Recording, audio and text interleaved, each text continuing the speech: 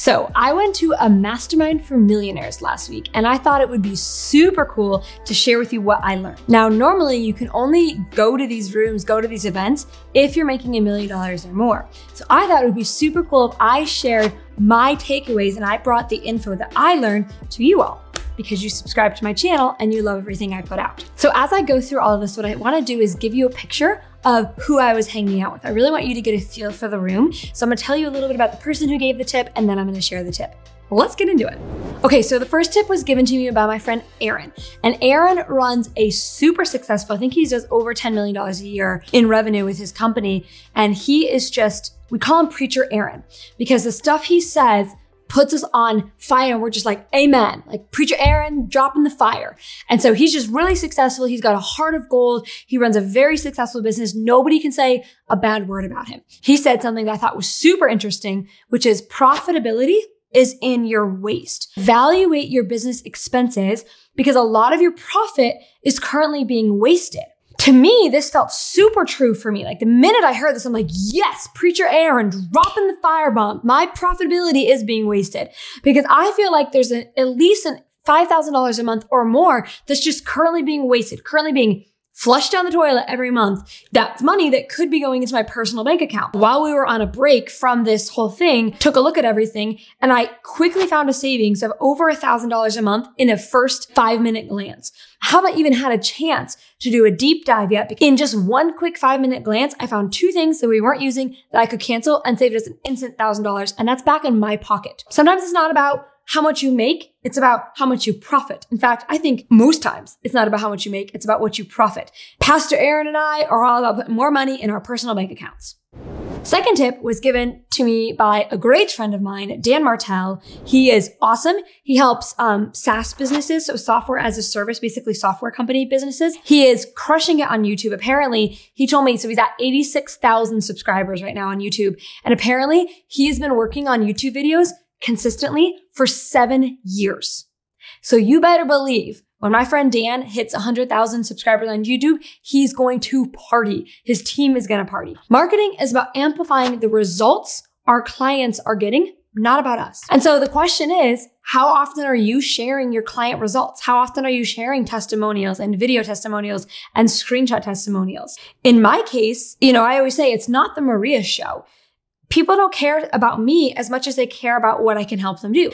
You watch me because I give helpful information, and that's good. That's what you're supposed to do. Good job. We have thousands, and I do mean thousands, of client testimonials and client results and screenshots and video testimonials. And we're not sharing them anywhere. Like, we will occasionally throw it up on an Instagram story, maybe, but it was such a point of conviction to me when my friend Dan said that. He's like, hey, marketing is about amplifying and shining a light on the results your clients are getting. I'm like, man, we do so much marketing. We do a terrible job of that. Third thing, don't know who gave me this tip, but it was somebody in the room and they were all crushing it, and it all kind of blends together when you're just like writing a bunch of notes down. But one of my friends said, to the same degree that you have a customer engine, you need a people engine. So basically, you need to spend as much time cultivating, building, and growing your team as you are trying to cultivate and grow and get clients. So what I am learning is that what got me to 1 million won't get me to 3 million. My team is going to be a big part of getting me to 3 million. And this instantly clicked a lot of things into place for me. So we hired a general manager, and it's just been amazing. The way our team on Team Maria has changed in the last 30 days alone, mind-blowing. And so what we're doing is we're realizing that, okay, in the same way that we really prioritize getting clients and generating clients, we also need to be prioritizing our team and growing our team and developing our team, focusing on our team. And it was just so profound. And it's something that a lot of entrepreneurs miss because we've been solo entrepreneurs for such a long time. Tend to deprioritize growing a good team, but that's one of the things that's keeping us from the income and revenue goals we want to hit. Not sure who I can give credit to for that. I wrote it down. It was like, I like take notes like a crazy lady. And it was like in a little corner, and it's just a good one. And we instantly implemented. Notice how I hear something and I instantly take action on that. There's a very classic saying, which is success likes speed. When I hear something that I need to implement, I get on it right away. I just see so many people intellectually know, oh, I need to be doing this. I need to be doing this. I need to be doing this. Get on it. These are just 3 of the things I learned over this very successful week. I cannot even tell you, I had probably 7 pages of notes just like this. This is your reminder that you always need to have a coach. You always need to have a mentor. If you want to grow your business, if you want to make more money, you need a coach. You can see on my income statements, right? If you look at my year-over-year growth, we have a screenshot of it somewhere, but you can see like first year I made $63. Didn't have a business coach then. Second year, I made a tiny bit amount of money. You can see the years where I didn't have a business coach, and then bam, first time I hired a business coach was the first year I hit 6 figures. So you should always have a coach. You should always have a mentor.